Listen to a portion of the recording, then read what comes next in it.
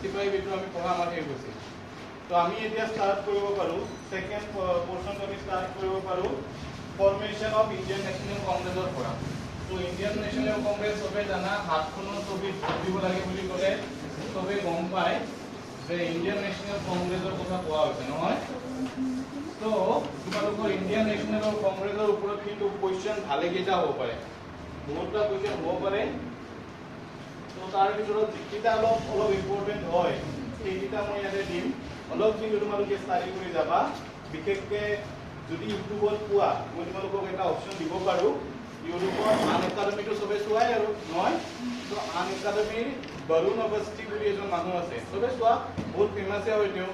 তো বৰুণ অৱস্থিৰ কিন্তু তোমালোকে কি কৰিব পাৰা ভিডিঅ' চাব পাৰা তেওঁ কিছুমান MCQ সেশন লয়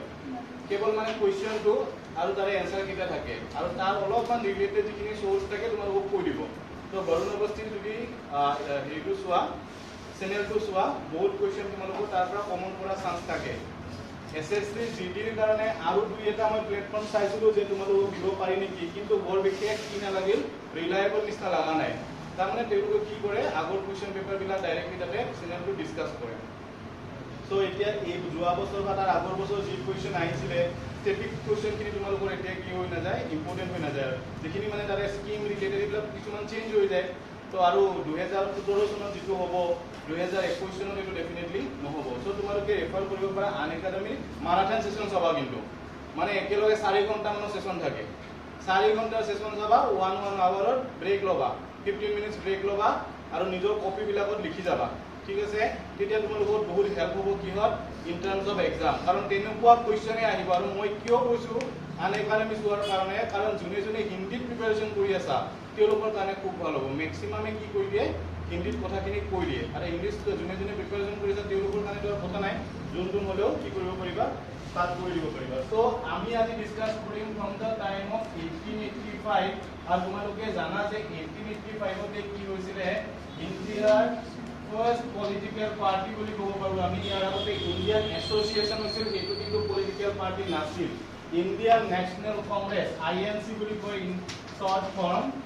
in 1885 Indian National Congress was formed so Congress form হোৱা ডেটটো তোমালোকৰ কাৰণে important but this is class 5 GK বুলি মই ক'ব পাৰোঁ এইটো আৰু ভুল কৰি যে কোনোবা আহিব মই নাভাবোঁ ইয়াৰ লগত ৰিলেটেড কুৱেশ্যন কি হ'ব পাৰে যে ইণ্ডিয়ান নেশ্যনেল কংগ্ৰেছৰ ফৰ্মেশ্যনৰ লগত লিংক হৈ থকা মানুহ কোন কোন আছে ঠিক আছে সেই কুৱেশ্যনবিলাকে তোমালোকক সুধিব পাৰে যেনে সাপোজ তোমালোকক পটককে কোন এজন মানুহৰ নাম দি দিলে A.O. হিউম বুলি মনত ৰাখিবা একে কি অৱস্থা আছে আগষ্ট নে কি এইবিলাক বৰ বিশেষ দৰকাৰ নহয় A.O. হিউম সো এও আছিল এজন ব্ৰিটিছ চিভিল সাৰ্ভেণ্ট নহয় আৰু এই মানুহজনৰ গোটেই কি বুলি ক'ম আমি সেইটো কনট্ৰিবিউচনতে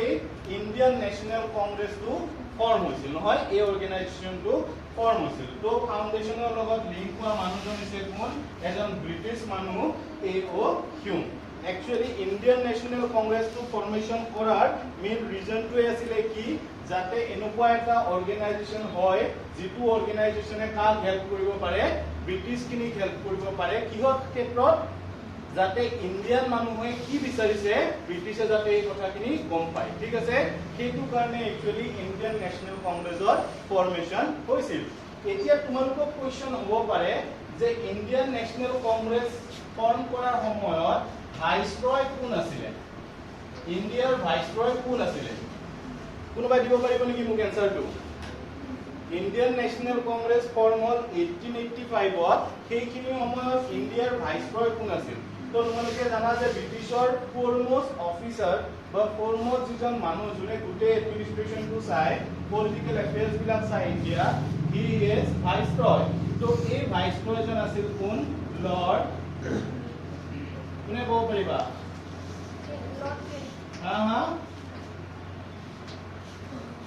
কি লিখিছো মই এইটো পাৰিছে স্পেলিংটো পঢ়িব লৰ্ড ডাফৰিন তো এইটো লিখি লোৱা ব্ৰিটিছ যেতিয়া আমাৰ ইণ্ডিয়াত 1885 ইণ্ডিয়ান নেশ্যনেল কংগ্ৰেছ হৈছিলে সেইখিনি সময়ত ভাইসৰয় আছিলে কোন লৰ্ড ডাফৰিন এতিয়া ইয়াৰ লগত আৰু এটা কোৱেশ্চন হ'ব পাৰে যে 1885 যিখন first session of Indian national Congress হৈছিল এই কংগ্ৰেছখনৰ সভাপতি বা এই কংগ্ৰেছখন হৈছিল কোনটো জাগাত কোৱাচোন কোৱা বোম্বাই বুলি আমি নকওঁ আমি কম কি বুলি বম্বে বুলি এতিয়া হৈ গৈছে কি মুম্বাই হয়নে সো বম্বে হৈছিলে এই সেশনটো তো এই তিনিটা কোৱেশ্চন কিন্তু তোমালোকৰ কাৰণে বিৰাট ইম্পৰ্টেন্ট কোনে ফৰ্ম কৰিলে মেইন মানুহজন কোন আছিল লগত ভাইসৰয় কোন আছিল এই টাইমত আৰু হৈছিল কোট মিটিংখন বম্বে এতিয়া বম্বে হোৱা বুলি তোমালোকে গম পালা লগতো আমি জানিব লাগিব যে এই মিটিং এখন হলে তোমালোকে জানা যে সভাপতিৰ আসনত কোনোবা বহে নহয় তো এই মিটিংখনত সভাপতিৰ আসনত বহা মানুহজন আছিল কোন উমেশ চন্দ্ৰ বেনাৰ্জী So, a question केटा किंतु first Indian National Congress or formation or time of जो meeting कनो लोगों link होई थे जीवो कौन केटा वस्तु एक केटा वस्तु मने उमेश चंद्र बनर्जी उसे president viceroy आसिले lord डफरिन जगह तो बॉम्बे एवं क्यों आसिले background और तो का मानुजन जुने formation of help करी सिले एतिया 1885 और पिसोर 1886 जिখন नेक्स्ट मीटिंग হৈছিল এইখন হৈছিলে কলকাতাত এই প্ৰথম চাৰিখন মিটিংৰ কোৱেশ্চন আহিব পাৰে প্ৰথম চাৰিখন মানে 86 87 আৰু 1888 এই চাৰিখনৰ কোৱেশ্চন প্ৰায় এসএসসি ফুডে যে হৈছিল ক'ত আৰু আছিল কোন মানুহবিলাক সো তোমালোকে নেক্সট চাবা কলকাতাত আছিলে এজন মানুহ যাৰ নামটো আছিলে দাদাভাই নৌৰোজী কোনবা শুনিছানে নামটো দাদাভাই নৌৰোজী এই মানুহজনক ইণ্ডিয়াৰ গ্ৰেণ্ড ওল্ড ম্যান বুলি কোৱা হয় grand old man of India ঠিক আছে দাদাভাই নৌৰোজী কলকাতাত হোৱা ইণ্ডিয়ান নেশ্যনেল কংগ্ৰেছৰ সেশনৰ প্ৰেসিডেন্ট আছিলে নেক্সট হৈ গ'ল 1887 ত কংগ্ৰেছ হৈছিলে ক'ত মাদ্ৰাছত ঠিক আছে মাদ্ৰাছত হৈছিলে সো দাদাভাই নৌৰোজীৰ লগত তোমালোকক সুধিব পাৰে এটা থিওৰি আছে হা এই কোৱেশ্চনটো দিব পাৰে নিদিব পাৰে দাদাভাই নৌৰোজীয়ে প্ৰপগেট কৰিছিলে এই থিওৰিটো ড্ৰেইন অফ ওয়েলথ এই কোৱেশ্চনটো কিন্তু তোমালোকক আহিব পাৰে হা হু প্ৰপগেটেড বা কোনে উলিয়াইছিলে তাৰ মানে ড্ৰেইন অফ ওয়েলথ থিওৰি এই থিওৰিটো উলিয়াইছিলে দাদাভাই নৌৰোজীয়ে ওকে এতিয়া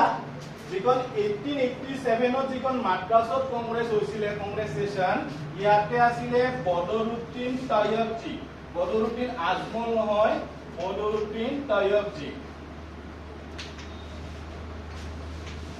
এখন কি হয় বুলি কলো মই 1887 ত তো তোমালোকে কিন্তু বাৰে বাৰে কৈ আছো দাদাভাই নৌৰোজীৰ লগত কিন্তু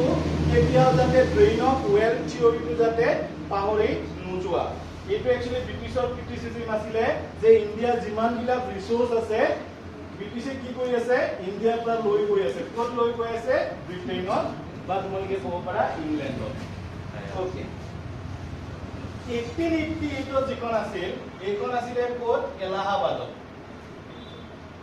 এলাহাবাদৰ বৰ্তমানৰ নামটো কি মই আগৰ ক্লাছত কৈছিলো কোনে ক'বা মোক মই ইয়াৰ আগৰ ক্লাছ এটা এলাহাবাদৰ বৰ্তমানৰ নামটো কৈছো কি আছিল নামটো কোনোবাই ক'ব পাৰিবানে মোক কোৱাচোন আদি কি আছিল নামটো তা যোগী আদিত্যনাথ হা কোন চিফ মিনিষ্টাৰ হা ইউপি তো এলাহাবাদ ক'ত আছে ইউপিতে তো আছে হা তো বৰ্তমান এলাহাবাদৰ নামটো কি বিলা তোমালোকে নাজানিলে ক'ত হ'ব তো লাগিব মই নাম লাষ্ট ক্লাছত মই কৈছো এই তাতে ক্লাছ হওঁতে এদিন তোমালোক আছিলে নে নাইবা কিছুমানটো ইয়াৰে আছা তাতেও প্ৰয়াগৰাজ নাম শুনা নাই হা প্ৰয়াগৰাজ কিয় নাম বৰ্তমান এলাহাবাদৰ বৰ্তমান নামটো হৈছে প্ৰয়াগৰাজ এইবিলাক মনত ৰাখিবা তো ইয়াতে আছিলে তোমালোকৰ কোন জি ইউল বুলি মানুহ এজন জি ইউল ই আছিলে কি প্ৰেসিডেন্ট এলাহাবাদৰ নামটো মনত ৰাখিবা যাতে ভুল নহয় নেক্সট টাইম এলাহাবাদটো বৰ্তমান হৈ গৈছে কি প্ৰয়াগৰাজ হৈছে তো এই কেইটা কোৱেশ্চনে মেইনলি তোমালোকৰ আহিব পাৰে কি হল লগত ৰিলেটেড ইণ্ডিয়ান নেশ্যনেল কংগ্ৰেছৰ ফৰ্মেশন আৰু তাৰ নেক্সট চাৰিটা সেশনৰ ডিটেইলছৰ ওপৰত ঠিক আছে তো এইটো হৈ গ'ল হৈছে চবৰে লিখা লিখি লওক আপোনালোক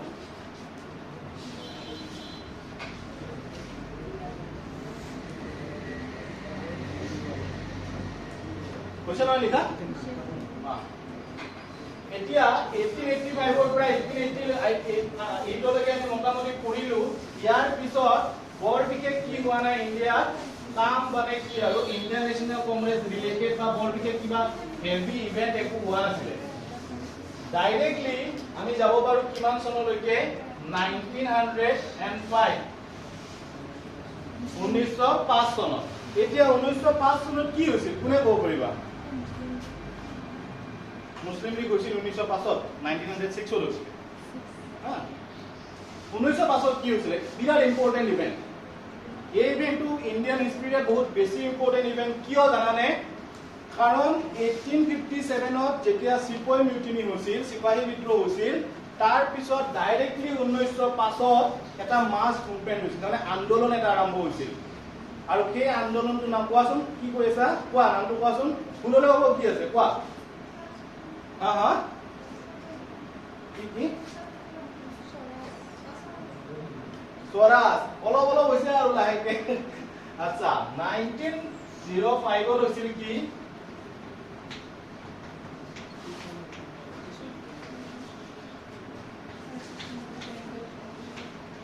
লিখিছো মই বেংগলৰ নামনে ডিভিজন হৈছে জানা নহয় বেংগল তোমালোকে এতিয়া আমাৰ বাংলাদেশ যে হৈছে বাংলাদেশ এটা সময়ত কি বেংগলৰ পাৰ্ট আছিল নে নাই হা বেংগলখন বিৰাট হিউজ আছিল ইখন মেপত চালে চাব নহয় এই ইয়াৰ পৰা ওয়েস্ট বেংগল এটা কৈছে নহয় এই বাংলাদেশৰ এই গোটেই এৰিয়াখিনি কি আছিল আমাক কি বুলি কৈছিল বেংগল বুলি কৈছিল কাৰণ 1905 ত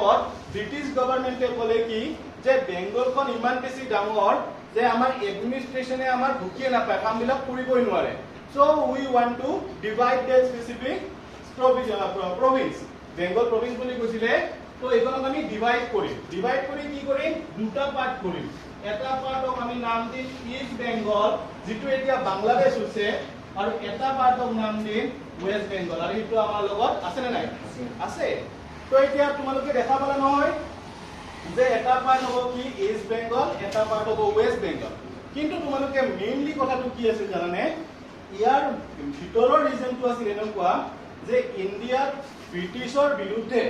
যিবিলাক আন্দোলন বা যিবিলাক লিখা মেলা হৈ আছিলে মেক্সিমামে ক'ত হৈ আছিল বেংগলত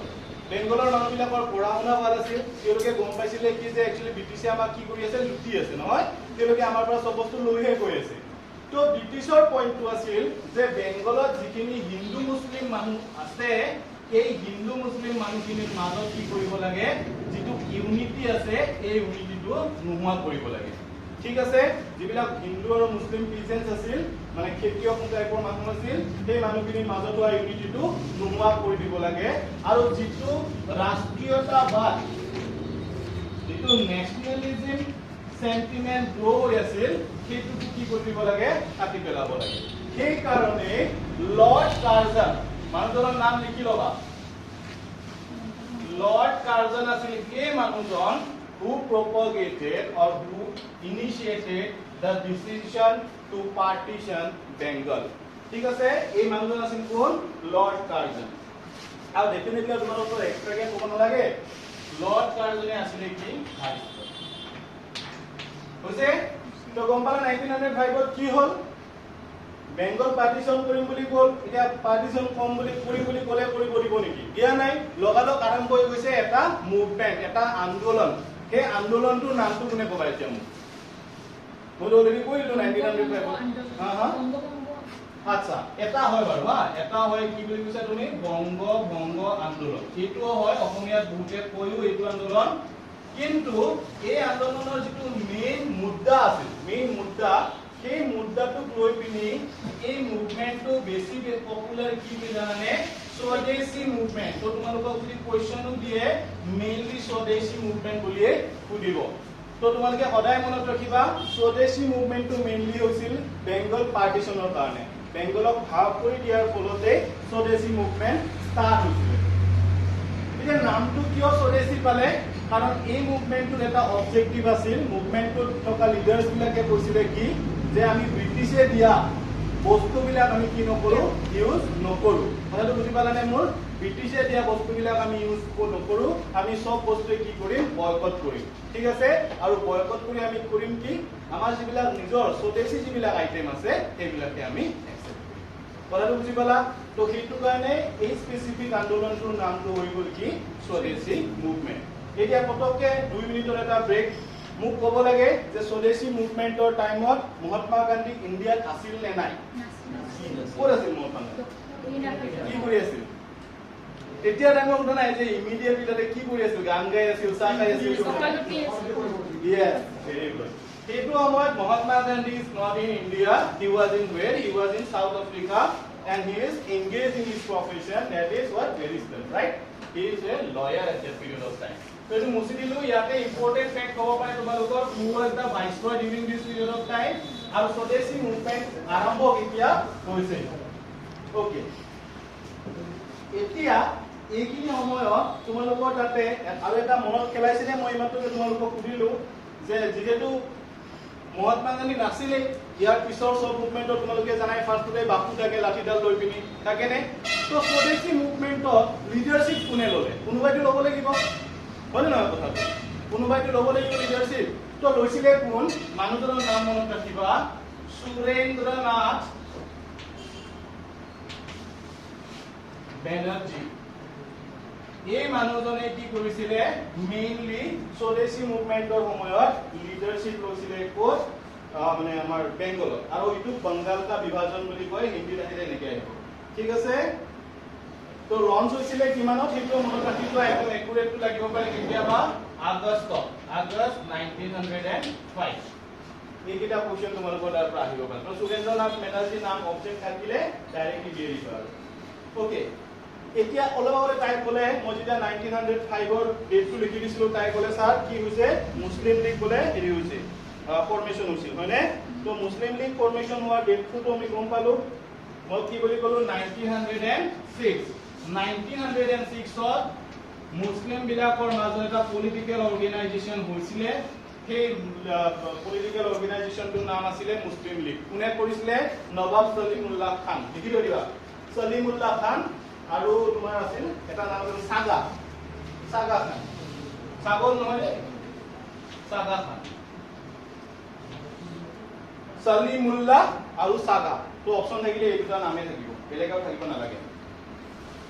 হেডকোৱাৰ্টাৰ ক'ত মুসলিম লীগৰ হেডকোৱাৰ্টাৰ ক'ত আছিল নালাগিব নেকি হেডকোৱাৰ্টাৰটো লাগিবনে ক'ত আছিল হেডকোৱাৰ্টাৰ ইজ ইন লখনৌ আছিল লখনৌ ক'ত হা লখনৌ ক'ত আছে কোৱা জানানে ইউপিত আছে তো লখনৌ আছে ইউপি তো মুসলিম লীগৰ তোমাৰ মেইন হেডকোৱাৰ্টাৰ আছে ক'ত আমাৰ লখনৌ ঠিক আছে তো 1905 1906 কলো যিমান সোনকালে পাৰো যাব পৰা চেষ্টা কৰিম মই নেক্সট ইম্পৰ্টেন্ট ডেট আহি যাব তোমালোকৰ 1907 তাতে ইভেন্টটো হৈছিল কি সুৰাট স্প্লিট 1907 সুৰাট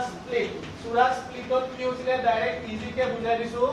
যে ইয়াৰ আগলৈকে তোমালোকে দেখিছা দাদাভাই নওৰোজী হৈ গ'ল নহয় গোপাল কৃষ্ণ গোখলে হৈ গ'ল এইবিলাক আছিলে কংগ্ৰেছৰ লিডাৰ তো এই কংগ্ৰেছৰ লিডাৰ বিলাক আৰু কংগ্ৰেছৰ যিবিলাক তোমালোকে জানা নহয় সব বস্তুৰে কি থাকে বেটাজি নৰম আৰু গৰম থাকে নাথাকে তো কংগ্ৰেছৰ কি আছিলে এটা পৰ্চন আছিলে নৰম যিখিনি নাম মই তোমালোকক ক'লো মানে দাদাভাই নওৰোজী গোপাল কৃষ্ণ গোখলে তেওঁলোকে সদায় ভাবিছে কি যে আমি বৰ বিশেষ আন্দোলন নকৰো মাস্কেল আন্দোলন নকৰো আমি খালি কি কৰিম যে তেওঁলোকক আমি এপ্লিকেশন দিম আৰু কংগ্ৰেছত আৰু এটা ফ্ৰেকচন হৈ গৈছিলে যোনে কৈছে নাই নহব এই আন্দোলন কৰি এনেকে একো আমি নাপাম তো আমি ডাইৰেক্টলি কি আৰম্ভ কৰিব লাগে মাস্কেল এটা ৰিভলিউচন টাইপ ক্ৰিয়েট কৰিব লাগে এইটো লৈ পিনিয়ে কংগ্ৰেছৰ এই দুটা ফ্ৰেকচন এটা কয় এক্সট্ৰিমিষ্ট বুলি এটা কয় মডাৰেটস বুলি তো এই দুটা ফ্ৰেকচনৰ মাজত কাজিয়া হৈ পিনি কংগ্ৰেছৰ দুই টুকুৰা হৈ গ'ল ঠিক আছে আৰু এই স্পেসিফিক ইভেন্টটো হৈছিল সুৰাটত ইয়াতে কংগ্ৰেছ সেশন হৈছিল 1907 আৰু তাকে কংগ্ৰেছটো দুটা ভাগত ভাগ হৈ গৈছিল এইটো ইভেন্ট হৈছে সুৰাট স্প্লিট টাইমটো মনত ৰাখিবা 1907 এইটো কিন্তু স্যাৰ ভাগটাৰ নাম কি কল মডাৰেট মানে হিন্দীত আহিলে নৰম আৰু গৰম এনেকৈ আহিব ঠিক আছে আৰু যদি ইংলিছত আহে moderates MODERATES আৰু ইটো কয় extremist বুলি extremist এটো মনত ৰাখি লবা এটো হ'ব কি এটো হ'ব নৰম ৰাইট এটো হ'ব নৰম আৰু এটো হ'ব কি গৰম ঠিক আছে ওকে এতিয়া তোমালোকক সুধিব পাৰে যে নৰম ফেকশনটোৰ মানুহ কোন আছিল মই ক'লোৱে তোমালোকক ৰাজবিহাৰী ঘোষ গোপাল কৃষ্ণ গোখলে ৰাইট আৰু ৰেডিকেল বিলাকত আছিল সৰি কি বুলি ক'লো মই নৰম বিলাকত মই ক'লো গোপাল কৃষ্ণ গোখলে দাদাভাই নৌৰোজী আৰু এক্সট্ৰিমিষ্ট বিলাকত আছিলে ৰাজবিহাৰী ঘোষ মনত ৰাখিবা এতিয়া আহো এটা ফেমাস ট্ৰাইৰ নামত তিনিজন মানুহ অলপ উল্টাকে লিখি দিলো নহয় তো এই তিনিজন মানুহ কিন্তু এই টাইমৰ পৰাই ইণ্ডিয়াৰ যিটো ফ্ৰীডম ষ্ট্ৰাগল বহুত বেছি ইম্পৰ্টেন্ট হৈ যায় লালা লাজপত ৰায় কি বিপিন চন্দ্ৰ পাল আৰু বাল গংগাধৰ তিলক তো এই তিনিজন মানুহ কিন্তু তোমালোকৰ কাৰণে বিৰাট ইম্পৰ্টেন্ট ঠিক আছে আৰু এওঁলোকৰ কাম ষ্টাৰ্ট হৈ যায় 1907 ত হোৱা সুৰাট স্প্লিটৰ সময়ৰ পৰা ঠিক আছে মই মাজতে মনত পেলাই দিলো যাতে তোমালোকে পাহৰি নোযোৱা ঠিক আছে এতিয়া এটা কোৱেশ্চন আহে লিখি লবা সবে এটো কোৱেশ্চন দি দিয়ে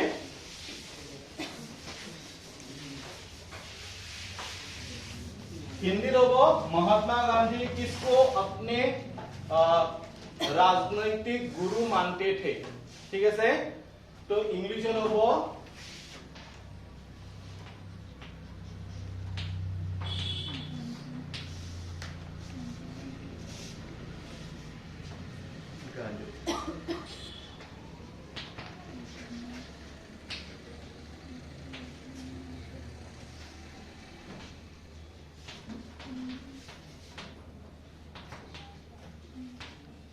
Gandhiji recognized whom as his political guru राजनैतिक गुरु मानते थे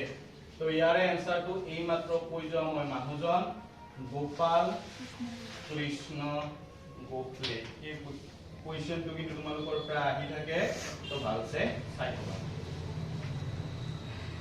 তো গোপাল কৃষ্ণ গোখলে হৈছে এই মানুহজন যাক গান্ধীজি কি বুলি কয় পলিটিক্যাল গুৰু বুলি তেওঁ মানে কৈছে এতিয়া 1909 ত কি হল আমি অলৰেডি 1907 লৈকে পঢ়িলো 1909 ত এখন ৰিফৰ্ম এখন মানে বিল আহিছিল সেই বিলখনৰ নাম কোৱেশ্চনত দিয়ে অপচন দি দিব যে 1999 ৰ এখন বিল হৈছিল তলত অপচন থাকিব মৰলে মিন্টো তাৰ পিছত মন্টেগু চেমস্ফোৰ্ড সাইমন কমিশন তো 1909 ত হোৱা এক্টখন হৈছে মৰলে মিন্টো এক্ট কি বুলি কৈছো মই 1909 মানে মই ডেট ওয়াইজ দি আছো বাৰু ইয়াৰ ওয়াইজ যাতে পটাপট মনত থাকে মৰলে মিন্টো এক্ট এই দুজন মানুহ কিন্তু দেই মৰলে আৰু মিন্টো এই দুজন বেলেগ বেলেগ মানুহ মৰলে মিন্টো এক্ট 1900 কিমানত হৈছিলে 9 ত হৈছিলে ঠিক আছে আৰু এই এক্টখনক কি বুলি কোৱা হয় তোমালোকক সুধিব পাৰে আমাৰ এইটো কি বুলি কয় কমিউনেল বুজি পোৱা নাই তোমালোকে কমিউনেল বুজি পোৱা নাই নোপোৱা এই যে আমাৰ হিন্দু মুছলমানৰ মাজত যে সংঘাত এটো অসমীয়াত কি বুলি কয় মোক কোনবা কবা নেকি মই পৰকে পাহৰি গলো তাৰমানে ওৱৰ্ডটো অসমীয়াত হিন্দু মুছলমানৰ মাজত যে হেৰিটো থাকে সাম্প্ৰদায়িক ইয়েস গুড ভেৰি গুড সাম্প্ৰদায়িক এই সাম্প্ৰদায়িক কথাটো হা কমিউনেল এৱাৰ্ড দিয়া বুলি কয় বা কমিউনেল এক্ট বুলি কয় কোনখনক জানানে মৰলে মিন্টো কোৱেশ্চন আহিব পাৰে which act is known as a communal act মানে এখন সাম্প্ৰদায়িক বিল আছিল সাম্প্ৰদায়িক কিয় জানানে বিকজ মৰলে মিন্টোৱে কি কৈছিলে যে ইণ্ডিয়া হিন্দু আৰু মুছলমানৰ বাবে বেলেগ বেলেগ ইলেকচনৰ ব্যৱস্থা থাকিব কথাটো বুজি পাইছানে মোৰ তাৰ মানে হিন্দু এৰিয়া হিন্দু মানুহে ইলেকচন খেলিব আৰু মুছলমান এৰিয়া কি কৰিব কেৱল মুছলমান বিলাকেহে ইলেকচনত উঠিব পাৰিব তাৰমানে কন্ডিশনটো বুজি পাইছা আৰু এই যেটো সেপাৰেট ইলেক্টৰেট মানে বেলেগ বেলেগ ইলেক্টৰেট বা বেলেগ বেলেগ তোমাৰ ইলেকচনৰ ব্যৱস্থা এই ব্যৱস্থাটোৰ বাবে এই স্পেসিফিক এক্টখনক ইণ্ডিয়াৰ কমিউনেল এক্ট বুলি কয় তো তোমালোকে ভুল নকৰিবা 1909 হৈছে তোমাৰ ডেটটো আৰু মৰলে মিন্টো ৰিফৰ্ম এক্ট বুলি কয় ইয়া কমিউনেল এক্ট বুলিও কোৱা হয় নহয় কমিউনেল ইলেকচন বুলি কয় কমিউনেল ইলেকচনৰ ইয়াতে প্ৰস্পেক্টটো দিয়া আছে এটা স্বদেশী মুভমেন্ট হৈ আছে কিন্তু দেই তলে তলে কিন্তু এফালে স্বদেশী মুভমেন্ট চলি আছে বন্ধ হোৱা নাই দেই মনত ৰাখিবা কিন্তু এতিয়ালৈকে বন্ধ হোৱা নাই স্বদেশী মুভমেন্ট তো পাহৰি নাযাবা এটো হৈ গৈছে মডেলিংটো মই ইয়াৰ ওয়াইজ দিছো যাতে তোমালোকে কনফিউজ নোহোৱা এতিয়া 1911 হৈছিলে কি এটা क्वेश्चन আহে दिल्ली दरबार कब बैठा था कब हुआ था तो दिल्ली दरबार হৈছিলে কিমানত 1911 বহুত ইম্পৰ্টেন্ট কিন্তু দেই দিল্লী দৰবাৰ বুলি কয় ইয়াতে হৈছিল কি জানানে yes age to policy asile ba age to act asile ba age to কাম কৰিছিলে বেঙ্গল টু ডিভাইড কৰাৰ কাৰণে বেঙ্গলখন সেই বেঙ্গল ডিভাইড কৰাৰ যখন এক বনাম বুলি ভাবি আছিলে সেইখন কি কৰিছিলে বন্ধ কৰিছিলে ষ্টপ কৰি দিছিলে ঠিক আছে লগত কি হৈছিলে আৰু ইম্পৰ্টেন্ট এটাটো কৈ দিলে যে বেঙ্গল যেটো ডিভিজন কৰাৰ কথা আছিল বন্ধ আৰু কি হৈছিল কোন এটা বিৰাট ইম্পৰ্টেন্ট কাম হৈছিল কোনে ক'ব পাৰিবা বৰ্তমান আমাৰ ৰাজধানী ক'ত ইন্ডিয়াৰ দিল্লী যেতিয়া ৰাজধানী হ'ল তাৰ আগতে ক'ত আছিল কলকাতা 1911 চনতে ইন্ডিয়াৰ ক্যাপিটাল শিফট হৈছিল এটো এটা বিৰাট ইম্পৰ্টেন্ট কাম এটো এটা বিৰাট ইম্পৰ্টেন্ট ইভেন্ট 1911 চনত ইন্ডিয়াৰ যিখন ৰাজধানী সেইখন ৰাজধানী কলকাতাৰ পৰা কলৈকে শিফট কৰোৱা হৈছিল দিল্লীলৈকে শিফট কৰোৱা হৈছিল আৰু সেইটো স্পেসিফিক্যালি কি বুলি কোৱা হয় দিল্লী দৰবাৰ বুলি কোৱা হয় আৰু ইয়াতে তোমাৰ গেষ্ট হিচাপে আহিছিল কিং জৰ্জ 5 ইংলেণ্ডৰ ৰজা কিং জৰ্জ 5 আহিছিল ঠিক আছে আৰু ইয়াৰ লগতো ইম্পৰ্টেন্ট ইভেন্ট আছে ইফালে তোমাৰ আমাৰ ইন্ডিয়া গেটখনৰ কথা তোমালোকে ক'ব পাৰা আচ্ছা তো পাৰ্টিশন বন্ধ 1911 চন গ'ল তো এতিয়া আমি নেক্সট 1913 চনত এটা ইভেন্ট কৰিব পাৰো তোমালোকক কোৱেশ্চন দিব পাৰে when was Ghadar party formed তো when was Ghadar party formed বুলি ক'লে তোমালোকৰ ইয়াৰটো হ'ব কি Ghadar party টো কিন্তু ইন্ডিয়াত ফৰ্ম হোৱা নাছিলে দেই ছেন ফ্ৰান্সিসকোত ফৰ্ম হৈছিলে 1913 চনত গদৰ পাৰ্টি হৈছিল যোনে বাহিৰৰ পৰা ইণ্ডিয়াৰ ফ্ৰীডম ষ্ট্ৰাগলটো কি কৰি বুলি ভাবিছিলে ফাইনান্স কৰি বুলি ভাবিছিলে পইচা পাতি পঠাব এমুনিশন পঠাব এইবিলাক কাম কৰিছিলে কোনে গদৰ পাৰ্টি হৈছিল ক'ত ছেন ফ্ৰান্সিসকো বাৰে বাৰে কৈ আছো এইবিলাক কিন্তু ইভেন্ট ইম্পৰ্টেন্ট হয় আৰু ছেন ফ্ৰান্সিসকো আছে ডেফিনেটলি ইন আমেৰিকা ইউএসএ ঠিক আছে তো গদৰ পাৰ্টি ফৰ্মেশন দেখি তোমালোকে মনত ৰাখি থবা এখানে লিখি দেওয়া মই তাৰ পিছত বিএসও কোনে ফৰ্ম কৰিছিল এখানে মুছিব পাৰিম গদৰ পাৰ্টি ফৰ্ম কৰিছিল কোনে জানে কি কোনোবাই নামটো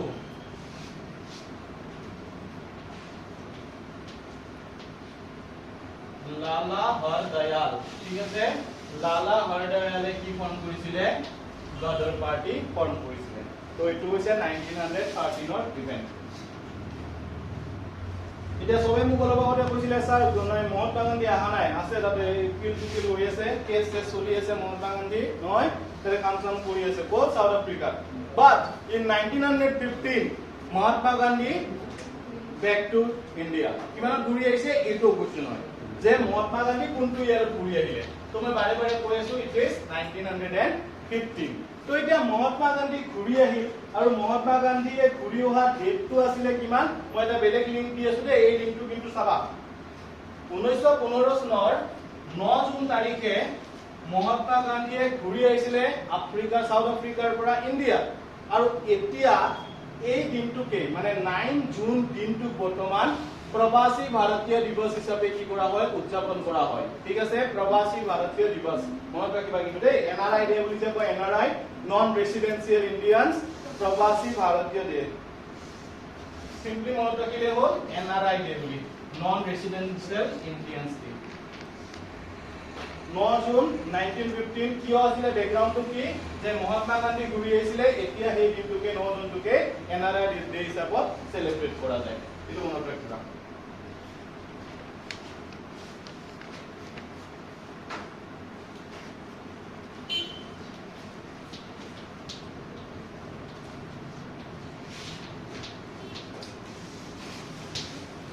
সাউথ আফ্ৰিকাত থাকোতে গান্ধীজীয়ে বনোৱা আশ্ৰমৰ নাম টলষ্টয় ওকে সাউথ আফ্ৰিকাত বনাইছিলে টলষ্টয় আশ্ৰম এইটো মনত ৰাখিব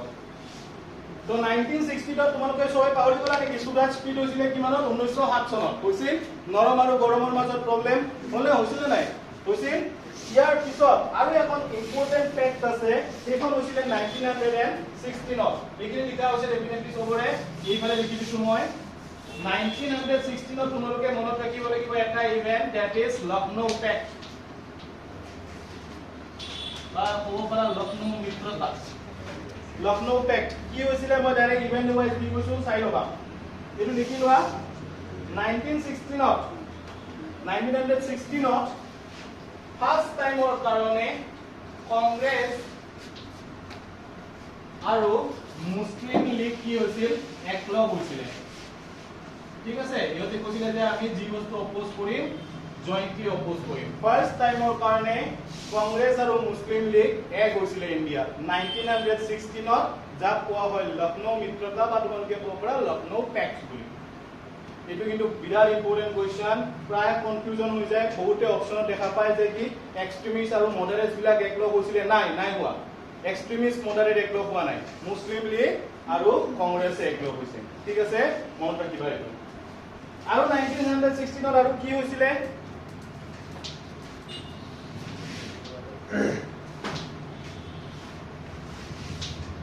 হিষ্ট্ৰী হাদু কথা নিচিনাকে পঢ়িব ট্ৰাই কৰিবা সদায় যেতিয়া সোনকালে বুজি পাবা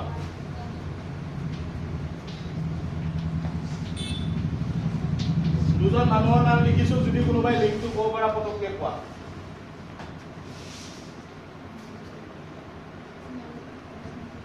যেতিয়া সুৰাজ স্পীড পঢ়াইছিলো অলপ আগত মই কৈছিলো যে নৰম আৰু গৰম পন্থাৰ মানুহ আছিল গৰমত আছিল কোন বিপিন চন্দ্ৰ পাল আছিল নে বাল গংগাধৰ তিলক আছিল আৰু কোন আছিল লালা ৰাজপথ ৰায় তো ইয়াৰ মাজত এজন আছিল কোন বাল গংগাধৰ তিলক এই মানুহজনে 1916 চনত 1916 ত হোম ৰুল মুভমেন্ট ষ্টাৰ্ট কৰিছিল সবে জানা হোম ৰুল মুভমেন্ট সবে ডেফিনেটলি পঢ়ি চাও কিন্তু মনত পৰা নাই এতিয়া কি পাৰ্টি কি পঢ়ি কৈছো হোম ৰুল মুভমেন্ট আৰু ইয়াক হেল্প কোনে কৰিছিলে এজনী আয়াৰলেণ্ডৰ পৰা অহা মানুহ যাৰ নামটো আছিল কি এনি বেসান্ট কি বুলি কৈছো এনি বেসান্টৰ আৰু এটা ইম্পৰ্টেন্স আছে এনি বেসান্ট হৈছে কি বুলি কম এতিয়া মই তোমালোকক এনি বেসান্ট হৈছে first women president of Indian National Congress কি বুলি কলো মই first women president of Indian National Congress এতিয়া চাবা কৈছে নে সবৰে লিখা হৈ গৈছে এইখিনি দুটা ইম্পৰ্টেন্ট কোৱেশ্চন এতিয়া দি আছো মনত ৰাখিবা পাৰিলে লিখি লবা এই কোৱেশ্চন বিলাক একদম সিম্পল কোৱেশ্চন মই নাভাবো যে তোমালোকে লিখিবা ভুল কৰিবা তথাপি সদায় কেয়াৰফুল হ'বা 1916 ত বাল গংগাধৰ তিলক এনি বেসান্টে হোম ৰুল মুভমেন্ট ষ্টাৰ্ট কৰিলে য'ত ইণ্ডিয়াক ডমিনিয়ন ষ্টেটাছৰ কথা কৈছিল ইহঁতে যে কৈছিল ব্ৰিটিছে ওপৰৰ পৰা ৰুল কৰি থাকক কিন্তু মাজত আমাকো কি কৰি দিয়ক ৰুল কৰিব পৰাকে কেপাসিটি কৰি দিয়ক নহয় মাজত আমিও ৰুল কৰো ঠিক আছে এতিয়া কন্ডিশন হৈছে কি মই তোমালোকক ক'লো she is the first women president of Indian national Congress আৰু তোমালোকে জানা নামটো পঢ়িয়ে লাগিছে এনি বেসান্ট ইণ্ডিয়ান হ'ব পাৰে নেকি definitely she is not Indian so মই ক'লো she is from Ireland right তো তাই থিওসফিকেল সোসাইটি বুলি এটা সোসাইটিৰ লগতো লিংক হৈ আছিল তো এনি বেসান্টে কি আছিল প্ৰথমজন ভাৰতীয় মহিলা সভাপতি সভা নেত্ৰী আছিল ভাৰতীয় জাতীয় কংগ্ৰেছৰ ঠিক আছে এতিয়া তোমালোকক যদি কোৱেশ্চনটো এনেকে হবে যে প্ৰথম ভাৰতীয় মহিলা যোনে ভাৰতীয় জাতীয় কংগ্ৰেছৰ সভাপতি হৈছিল তেতিয়াহ'লে কিন্তু তোমালোকৰ এনসাৰটো কি হ'ব এনি বেসান্ট হ'ব নেকি কি হ'ব এনসাৰ হা কোনোবা ক'ব পাৰিবা কি হ'ব এনসাৰ এই দুটা এনসাৰত বহুতৰ কোৱেশ্চন মানে কনফ্লিক্ট হয় লাষ্টত ভুল কৰি থৈ আহে এনি বেসান্ট হয় এনি বেসান্ট প্ৰথম মানে ছোৱালী যোনে কি হৈছিল ইণ্ডিয়ান নেশ্যনেল কংগ্ৰেছৰ সভাপতি হৈছিল কিন্তু মই কৈছো প্ৰথম ভাৰতীয় কোন প্ৰথম ভাৰতীয় মহিলা যোনে ভাৰতীয় জাতীয় কংগ্ৰেছৰ সভাপতি হৈছিল ইয়ৰ এনসাৰ ইজ সৰোজিনী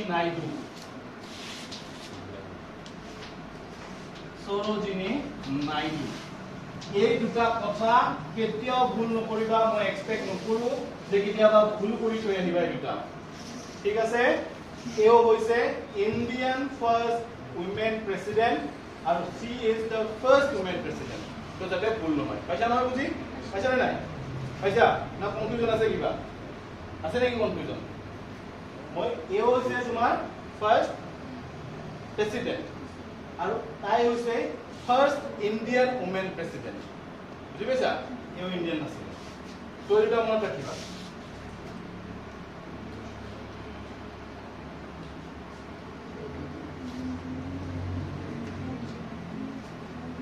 এনিৱে সান্তৰ কথা কৈ আছো।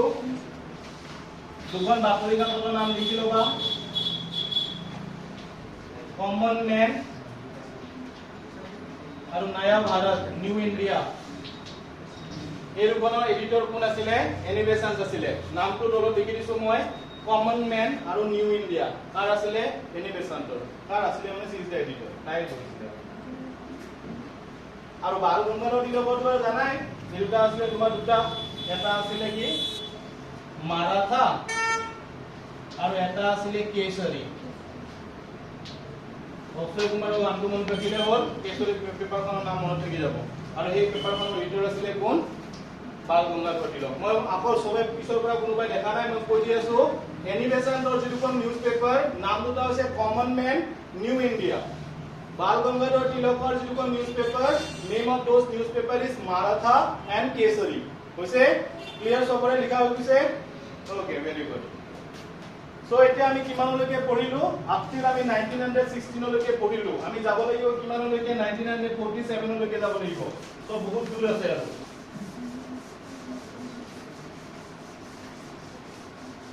ওকে 1917 গান্ধীজিয়ে চম্পাৰণ বিহাৰত থকা জাগা চম্পাৰণ ইয়াতে ইন্ডিগো প্লেন্টাৰ্স বিলাকৰ হৈ পিনি কি কৰিছিলে? আন্দোলন ষ্টাৰ্ট কৰিছিলে। পলিটিক্যাল ফিল্ডত ইন্ডিয়াত গান্ধীজিৰ ফাৰ্ষ্ট ষ্টেপ বুলি ক'লে তোমালোকে এইকেইটা নাম ক'ব পাৰা। চম্পাৰণ, খেৰা আৰু আহমদাবাদ। ঠিক আছে? চম্পাৰণ, খেৰা আৰু আহমদাবাদ এইকেইটা নাম তোমালোকে ক'ব পাৰা। ঠিক আছে? মই বাৰে বাৰে কৈছো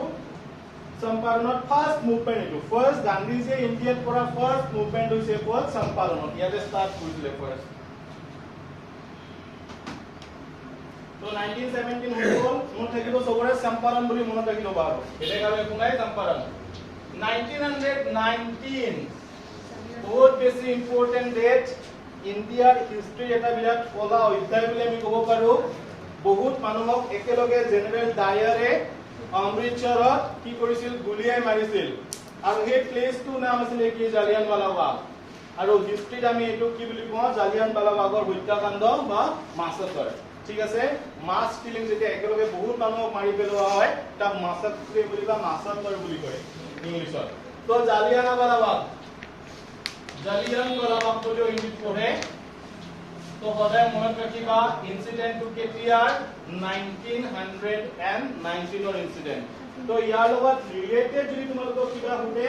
এক্সাক্টলি ডেটটো সুধিব পাৰে যে কোনটো মাহত কোনটো ডেটত হৈছিলে। তো দ্যাট ইজ 13 এপ্ৰিল। আৰু কোনে অৰ্ডাৰ দিছিলে বুলি ক'লে তো সবে ৰংদে বসন্তি চাইছা, বহুত ফিল্ম চাইছা, ভগত সিং জেনেৰেল ডায়াৰ। এইটো আৰু কোনো ভুল নকৰে। আৰু যদি কোনোবাই ভুল কৰে তেনেহলে এসএসসি দি লাভ নাই আৰু। ওকে তো 1919 জালিয়ানৱালাবাগ হৈ গ'ল। তো ডাইৰেক্টলি অবভিয়াসলি গান্ধীজি ৰেডি হৈ গৈছে মুভমেন্ট কৰাৰ কাৰণে। So first mass scale movement in India under the leadership of Gandhi, that is non corporation. অসমীয়াত কি বুলি কয়? অসহযোগ। মানে অসহযোগ বুলি ক'লে নকয়, হিন্দীত ক'ব অসহযোগ। তো 1920 non corporation movement. Non corporation movement. দুই এটা কথা তোমালোকক 1919 কথা বুজিব পাৰে যে জালিয়ানৱালাবাগৰ প্ৰটেষ্টত এজন মানুহে ইণ্ডিয়াৰ নাইটহুড যিটো টাইটেল জানা নহয়? নাইটহুড এটা টাইটেল দিয়ে, তাৰমানে ব্ৰিটিছে দিয়ে, ইণ্ডিয়াৰ মানুহকো দিয়ে, তাহাঁতৰ নিজৰ মানুহকো দিয়ে নাইটহুড। এই টাইটেলটো আমাৰ ইণ্ডিয়াত দিয়া হৈছিলে কাক? ৰবীন্দ্ৰনাথ ঠাকুৰ। সবে জানা তেওঁৰ নামটো কবিগুৰু বুলি কয়, হয়নে নহয়? তো ৰবীন্দ্ৰনাথ ঠাকুৰক নাইটহুড টাইটেলটো দিয়া আছিলে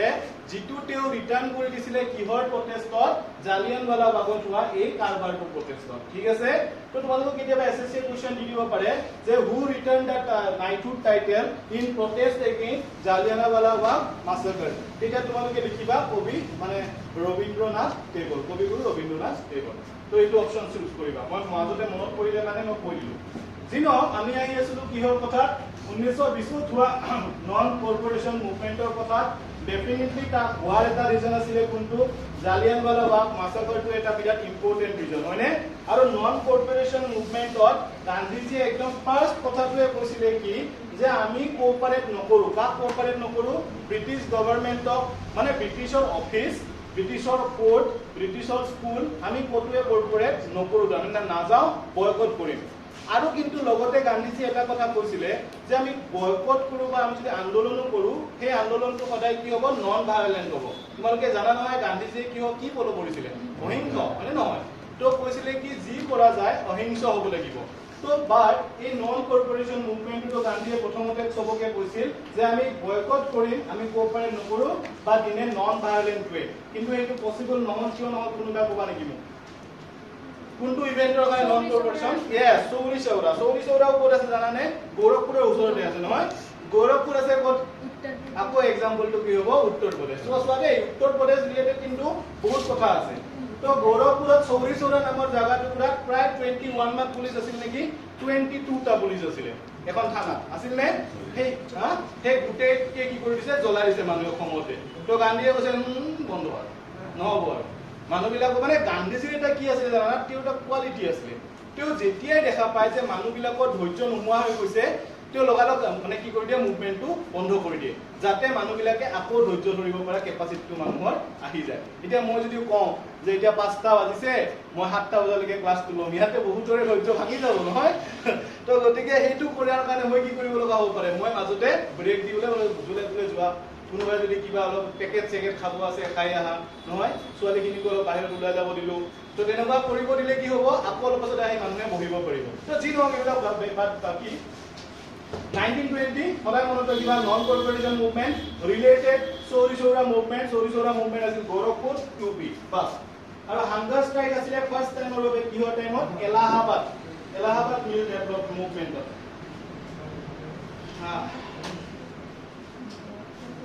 আচ্ছা এটা হয় এটা ইম্পৰ্টেন্ট ইভেন্ট একে আৰু এই জালিয়ানৱালা বাগৰ লগত ৰিলেটেড এটা ইভেন্ট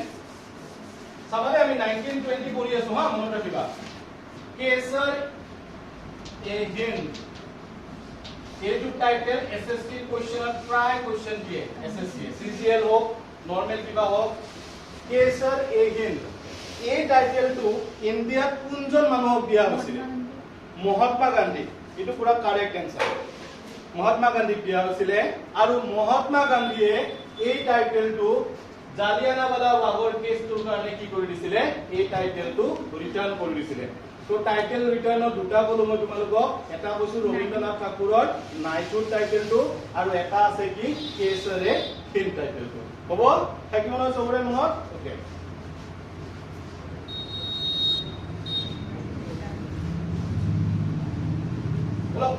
হেৰি কোনোবাই যুদ্ধৰ কথা জানানে বিশ্বযুদ্ধৰ কথা জানানে কোনোবাই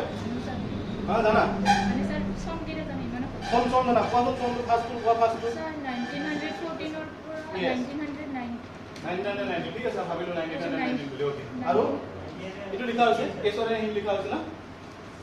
আচ্ছা 1939 or 1945 very good তো 1920 যেতিয়া ওয়ার্ল্ড ওয়ার শেষ হৈ গ'ল তেতিয়া আমাৰ ইণ্ডিয়াত কব্জা কৰি থকা ইংলেণ্ড ইউৰোপৰ ফ্ৰান্স এইবিলাক এতিয়া তামাম হিৰো কাৰণ ইহঁতি জিকিছে ফাৰ্ষ্ট ওয়াৰ্ল্ড ওয়াৰ তো জিকি পিনি ইহঁতি কি কৰিছে তেতিয়াৰ এখন দেশ টাৰ্কিখন আছিলে ইহঁতৰ এগেইনষ্ট পাৰ্টি তো ইহঁতৰ মই কিয় কৈ আছো অলপ পাছতে গম পাই যাবা টাৰ্কিখন আছিলে ব্ৰিটিছৰ এগেইনষ্টত তো ইহঁতি ব্ৰিটিছে মানে ফাৰ্ষ্ট ওয়াৰ্ল্ড ওয়াৰত ইহঁতৰ এগেইনষ্টত যুদ্ধ কৰিছে তো টাৰ্কি কি কৰিছে টাৰ্কিখন একচুৱেলি মুছলমান প্ৰধান দেশ আছিলে তো ইয়াতে এজন কেলিফ থাকে খলিফা বুলি কয় তো কেলিফ বুলি কয় এই খলিফাজনক ইংলেণ্ড আৰু ফ্ৰান্সে মিলি পিনি কৈছে কি যে ইয়াৰ যেটো পজিশন টাৰ্কিত ই যে সম্ৰাট ই যে ৰজা এই পজিশন সুলতানৰ পজিশনটোৰ পৰা কাক গুচাই দিব খলিফাক গুচাই দিব এতিয়া প্ৰবলেমটো কি জানানে এই খলিফাজনক আমাৰ গোটেই ওয়াৰ্ল্ডত যিমান বিলাক মুছলমান মানুহ আছে সবে নিজৰ ৰাজনৈতিক মানে আধ্যাত্মিক কি ৰাজনৈতিক কৈছো ধৰ্মীয় গুৰু বুলি ভাবে তাৰমানে হা মানে ধৰ্মীয় গুৰু ৰিলিজিয়াস প্ৰিসিপ্টৰ তো সেইটো কাৰণে প্ৰটেষ্ট ষ্টাৰ্ট হ'ল আৰু এই প্ৰটেষ্টটো 1920 ইণ্ডিয়াটো হৈ আছিল আৰু সেই প্ৰটেষ্টটোৰ নামটো দিছিলে কি খিলাফত মুভমেন্ট এইটো কিন্তু ইম্পৰ্টেন্ট দেই 1920 তোমালোকে এবাৰে নন কৰ্পোৰেশন কৰি আছা লগত কিন্তু আৰু এটা মুভমেন্ট হৈছিল এই মুভমেন্টৰ নাম আছিল খিলাফত মুভমেন্ট তো খিলাফত মুভমেন্টৰ মেইন লিডাৰ্স আছিল দুজন এজন আলী বদল বুলি কয় এজন আছিল তোমাৰ মৌলানা মোহাম্মদ আলী আৰু এজন আছিল শৌকত আলী তো মোহাম্মদ আলী আৰু শৌকত আলী যাতে নাম নাপাহৰা মোহাম্মদ আলী মেইনলি আলী ব্ৰাদাৰ্স বুলি কোৱেশ্চনটো দিয়ে তথাপি মই এনে ভাঙি দিছো শৌকত আলী এই দুজন আছিল কি মেইন মানুহ ইহঁতি কি কৰিছিলে খিলাফত মুভমেন্ট ষ্টাৰ্ট কৰিছিলে ইণ্ডিয়া যেটোত মহাত্মা গান্ধীও জয়েন কৰিছিলে আৰু নন কৰ্পোৰেশন মুভমেন্টটো কন্টিনিউ কৰিছিলে তো 1922 চৌৰি চৌৰা এটা আগতে কৈয়ে দিছে যে চৌৰি চৌৰা হ'ল গৌৰৱপুৰত ইউপিত জ্বলাই দিলে পুলিচ ষ্টেচন তো কাৰ্টাৰ বন্ধ non corporation movement shutter down বন্ধ হয়ে গেল ঠিক আছে তো 1923 স্বরাজ পার্টি ফর্ম হইছিল ডাইরেক্ট 1923 যোৱা মই ডাইৰেক্ট ডেট ওয়াইজ গৈছো যাতে কিবা ডেট দিলে তোমালোকে পটাপট কৰি যাব পাৰা 1923 স্বৰাজ পাৰ্টি এই পাৰ্টিটোৰ কোৱেশ্চন হ'ব পাৰে চিত্তৰঞ্জন দাস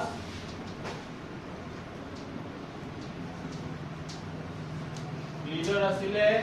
আৰু লগত এজন মানুহৰ বাপেক আছিলে সবেটো বলে বাপেক কবে গুন্ডা নহয় যে কোনবা বাপেক কাৰ সেইটো ইম্পৰ্টেন্ট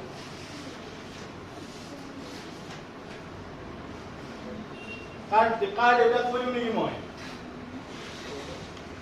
জৱাহৰলাল নেহৰু দেউতা কি নাম হা জৱাহৰলাল নেহৰু দেউতাকৰ নাম নাজানা হা বঢ়িয়া মতিলাল নেহৰু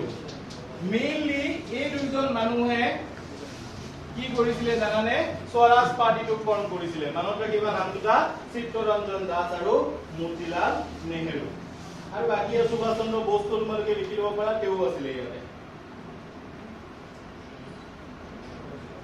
এতিয়া আমি অলপমান ৰেডিকেল টাইপ মানুহৰ কথা দুটামান পঢ়িম স্বৰাজ পাৰ্টি হৈ গৈছে চবৰে মই ইনডেপ যোৱা নাই আৰু হা ইমান বেছি ইনডেপ প্ৰয়োজন নাই তোমালোকক তো ইমান বেছি ইনডেপ নালাগে খালি মনত ৰাখিবা কোনে ফোন কৰিছিলে বাস হয়তো ৰাখিলে হৈ যাব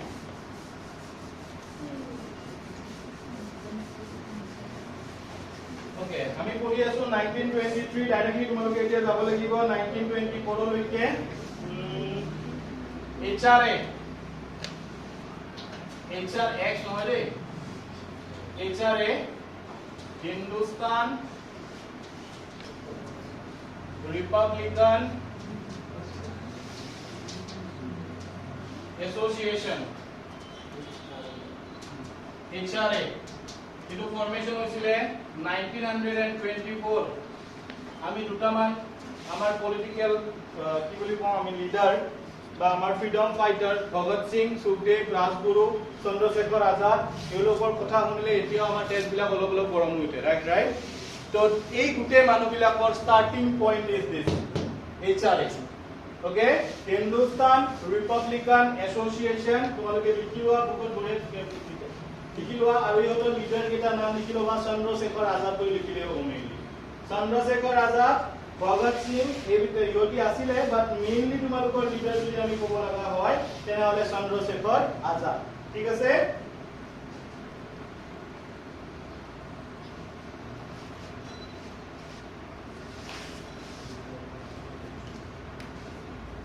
চন্দ্ৰশেখৰ আজাদ লিখিলা এই মানুহজনৰ নাম প্ৰায় ওলাই থাকে ৰাম প্ৰসাদ বিস্মিল ঠিক আছে ৰাম প্ৰসাদ বিস্মিল কাইন্ডলি লিখি লবা তোমালোকে এটা বস্তু মনত ৰাখিবা মই বাৰে বাৰে তোমালোকক কৈ আছো যে তোমালোকৰ পৰীক্ষাৰ কাৰণে উত্তৰ প্ৰদেশৰ ৰিজনটো বহুত বেছি ইম্পৰ্টেন্ট কিয় জানানে আকৌ এবাৰ মই প্ৰুভ কৰি দিওঁ এই এইচআৰএ বুলি যিটো অৰ্গেনাইজেচন হৈছিলে এটো ফৰ্ম হৈছিলে ক'ত জানা কানপুৰত বুজি পাইছা আকৌ এবাৰ তোমালোকৰ কাৰণে ইউপি বিৰাট ইম্পৰ্টেন্ট হৈ গ'ল ৰাম প্ৰসাদ বিস্মিল ইজ ওয়ান অফ দা ফাউন্ডাৰ্স ঠিক আছে ইহতি কৰা এটা ইম্পৰ্টেন্ট কাৰবাৰ আছিলে কি लखनऊ तक जाने वाली ट्रेन हम काकोरी में लूटेंगे কোনবা যদি ৰংদে বসন্তি ফিল্মখন চাইছা এই ডায়লগটো ডেফিনেটলি পাইছা গৰুটোৰ আগতো আমেৰিকানে কৈ থাকে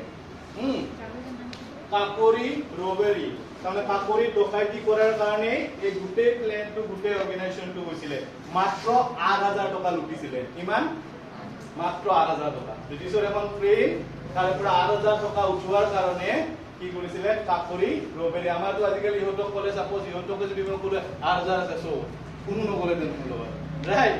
তো তেতিয়া যাব লগা হৈছিলে ডেফিনেটলি তেতিয়া 8000 টো বৰ্তমান মেবি আমাৰ 8 কোটি মান হৈ যাব হবনে নহয় তো এইটো কাৰণে যাব লগা হৈছিলে তো কাকৰি ৰবেৰী মনত ৰাখিবা মেইন ৰোল কোনে প্লে কৰিছিলে চন্দ্ৰশেখৰ আজাদ SSCS আজাদ কাকৰি মেইন ৰোলটো কোনে প্লে কৰিছিল ইয়াতে চন্দ্ৰশেখৰ আজাদে মনত ৰাখিবা Sir, 1924. Yes, it's 25. 25. বুঝে তো 25 হৈ গল 28 ত HSRA এই দুটা একেলগে লিংক হৈ আছে কাৰণে মই একেলগে বুজাই দিছো HSRA একেই নাম Hindustan socialist okay socialist Republican Association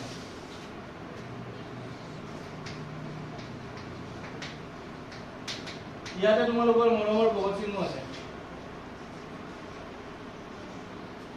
ডেটটো হৈছে 1928 এই মকলুৱে চন্দ্ৰশেখৰ আজাদ ভগত সিং এই মানুহবিলাকৰ এটা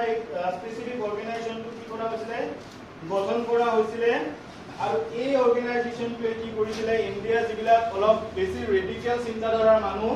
যোনে এক্সট্ৰিমিষ্ট আইডিয়াটো ফলো কৰে তেওঁলোকক লৈ পিনি এই স্পেসিফিক অৰ্গেনাইজেচনটো মানে গঢ় দিয়া হৈছিল বনোৱা হৈছিল তো এইটো গঠন হৈছিল ক'ত এতিয়া সেই স্পেসিফিক এৰিয়াটোৰ এখন ক্ৰিকেট ষ্টেডিয়াম আছে দিল্লী কোনোবাই ক'ব পাৰিব নেকি নামটো এখন দিল্লীৰ ক্ৰিকেট ষ্টেডিয়াম বৰ্তমান তাতে বহুত ফেমাস ক্ৰিকেট ষ্টেডিয়াম হয় দিল্লীৰ ক্ৰিকেট স্টেডিয়াম এখন বৰ্তমান ফিৰোজ শাহ কোটলা শুনিছানে নাই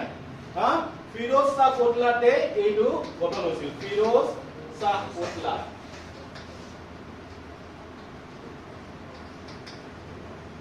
তাৰপিছতো আৰু তোমালোকে ইভেন্ট বিলাক জানাই যে ভগত সিংয়ে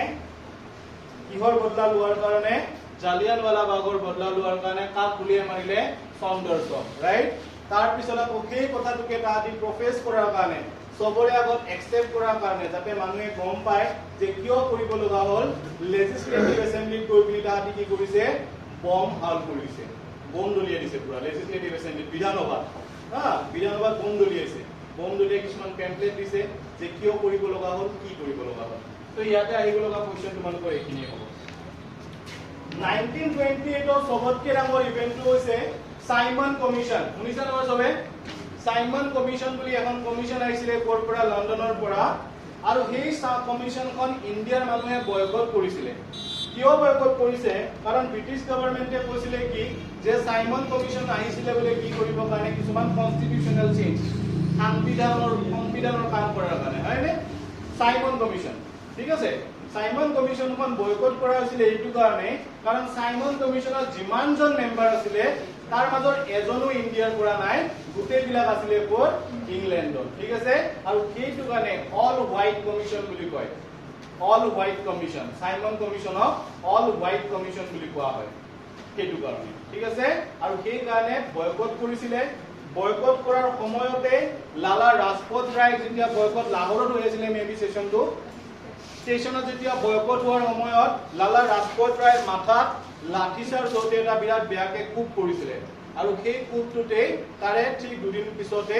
লালাজীৰ মৃত্যু হৈছিল ঠিক আছে এইটো কিন্তু মনত ৰাখিবা লালা লাজপত ৰায় মৰিছিল ইয়াৰ এগেইনষ্টত বয়কট কৰি পিনি তো সাইমন কমিশন কিমানত হৈছিলে বুলি ক'লে তোমালোকে গম পালা নহয় লিখিব পাৰিবা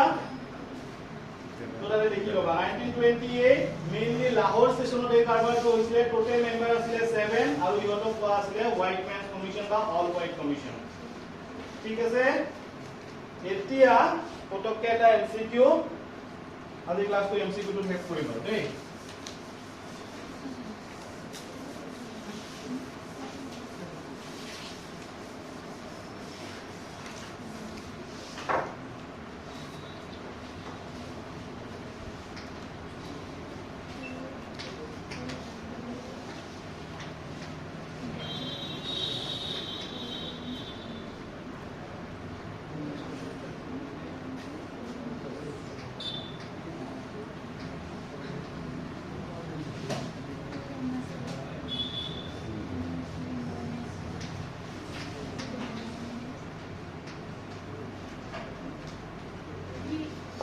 Sir, known as Punjab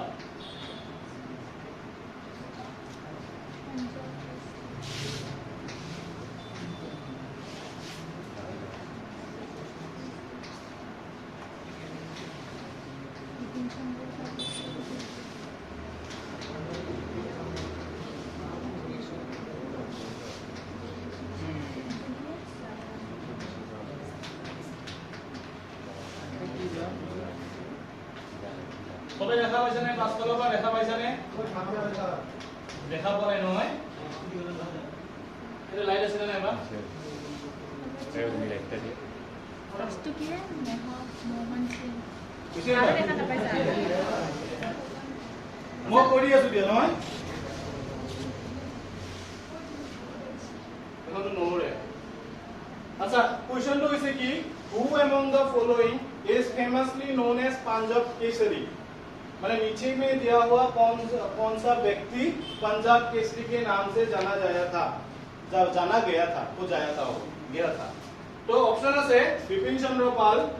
Lala Lajpat Rai Bhagat Singh Mohan Singh Punjab Kesari বুলি কোনজন মানুহক জনা যায় লাষ্ট ইটো এমসিকিউ এইটো পিছত ক্লাস হ'ব এই এমসিকিউ টো মই এইটো কাৰণে দিছো তোমালোকৰ এসএসসি এই কোৱেশ্চনটো আহি থাকে Mohan Singh Mohan Singh is not related with this very phase. মই যেটো ফেজৰ পৰা তোমালোকক পঢ়াইছো জানো এতিয়ালৈকে 1930 লৈকে আমাক পঢ়োৱা হ'ল মই ইয়াত এই তোমালোকে যদি নাম কেইটা চোৱা ইয়াতে তোমালোকে এতিয়ালৈকে তিনিটা নাম পাইছা নে বিপিন চন্দ্ৰ পালৰ নাম পাইছা এতিয়ালৈকে লালা লাজপত ৰায়ৰ নাম পালা এইমাত্ৰ আৰু তোমালোকে ভগত সিংৰ নামো জাস্ট পালা মানে ন এই তিনিজন মানুহৰ পৰা এজন মই এটা কাটি দিলো অপচন yes answer to হ'ব কোন লালা লাজপত ঠিক আছে মই একদম ৰিকুৱেষ্ট কৰি পিনি কৈছো এনেকুৱা যিবিলাক কোৱেশ্চন থাকে কাইন্ডলি ভুল নকৰিবা তোমালোকৰ লগত যিবিলাকে কম্পিটিশন কৰিব এনেকুৱা ইজি কোৱেশ্চন বিলাক কিন্তু ভুল নকৰে এই কোৱেশ্চন বিলাক ভালছে চাবা মই